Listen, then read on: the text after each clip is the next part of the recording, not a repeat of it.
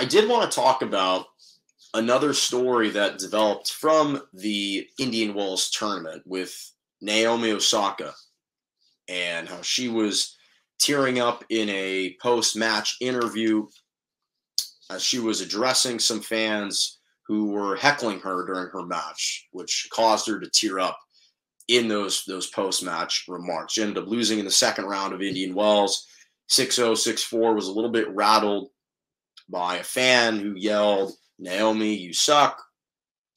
Obviously, in a usual quiet sport like tennis, everything is kind of amplified. You hear everyone's voice in the stadium, even just a little pin drop you can hear. So let me say this, because I think, for Naomi Osaka, obviously she's been a little bit more fragile as she's been, especially over the last couple of years, as she's been dealing with her mental health struggles. And it's deeply saddening to see, and I do empathize with her. I do sympathize with her, and hope that she can battle through this and get the help that she wants and needs. And obviously, she cited kind of a lack of joy as being one of the reasons, one of the contributing factors behind some of these shortcomings, and why mentally she's been a little bit more unstable than she had been before in the first couple years on the tour. So she's kind of at times tried to take some time away from the sport. We've obviously seen her just outright remove herself from tournaments. We saw that at the French Open.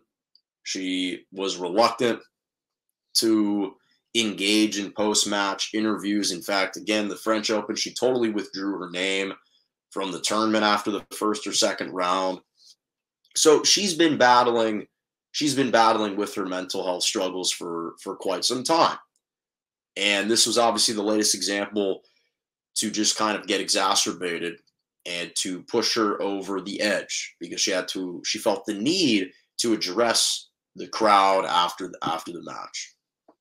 And as dominant as she has been throughout her career, she's already won 4 Grand Slams. She's a tremendous player, just I think 24 still, so very, very young. Since she's won the 2021 Australian Open, which was the last Grand Slam that she's won, that's the last tournament that she's won, period. Not only a Grand Slam, but that's the last even minor tournament that she's won. Right now she's ranked 78, so she's been such a dominant player for such a long time, but we've been seeing how that's really affected her game right now. And obviously I can remember back in 2001, you had the incident at Indian Wells with Serena Williams and her family, how Serena Williams was playing Kim Clijsters in the championship match. It was a 3-setter that Serena Williams won, but as her father Richard and her sister Venus were walking into the stadium, they were greeted by boos. The fans were booing Serena. They were booing her family, Venus, and her father Richard. And even when she won, there was just a cascade of boos in her direction. And I don't know if this was necessarily a race-related thing. I don't know if this was a form of a racist act back then, given the fact that you had this black athlete and this black family kind of dominating the sport at the time. You can argue it was. I don't entirely know, but the reality was they were booed. And as a result, they boycotted. Serena and Venus ended up boycotting the Indian Wells tournament for over a decade as kind of retribution and a little kind of sign of spite and vengeance towards the U.S. fans. They just boycotted the tournament altogether. And I'll say this, because when it comes to a sport like tennis, for the longest time, similar to golf, tennis has always been about class and about etiquette. And you think about where it originated.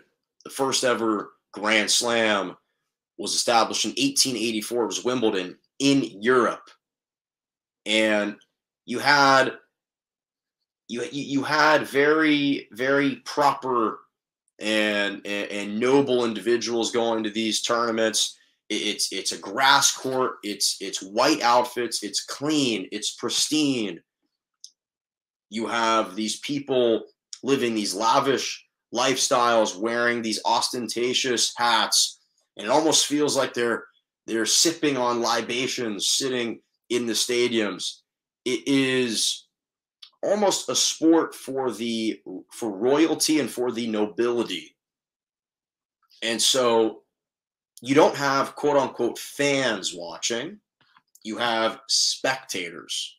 There's a difference. And it was very abnormal to experience jeering and heckling from fans. That really wasn't a part of the sport. It's quiet during points. There's a certain respect and reverence for the sport. It's clapping. You're extolling effort and performances. It would almost be the equivalent of attending an opera, and you have someone who's inebriated yelling and screaming at the singers. That almost seems sacrilegious. Like you would not ever see that happen.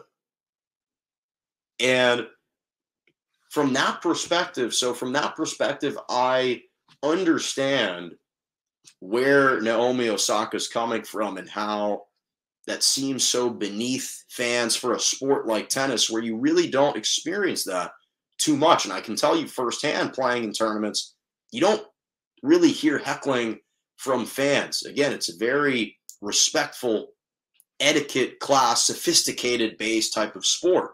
So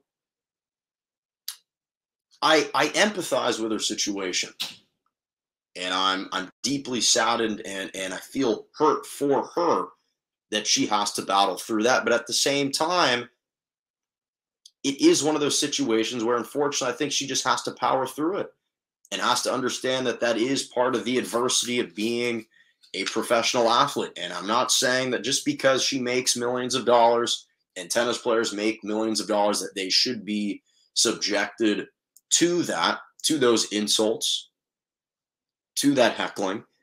Nor am I saying that just because someone pays hundreds or thousands of dollars to attend a sporting event like that, it gives them the license to yell and scream and heckle and say whatever they want. But I also think that it's really hard to regulate. They've tried to do it in the NBA. Sometimes basketball players can point out specific fans that utter racial slurs or just get in these back and forths that make the players uncomfortable, and you can point to security and point them out. It's harder to do in tennis when there isn't a cacophony of noise happening all the time. Players are focusing on the court. They can't see what someone yells from the very top stands and the top sections. It's just hard to regulate. Even Rafael Nadal came out and said, as much as he empathizes with her and he does feel deeply saddened for her and hope that she gets the help that she needs, he also made the point of saying that tennis players need to be resilient and they have to be able to play through that adversity a little bit. And unfortunately, the only way to shut people up is to play tennis at a high level in this instance for her.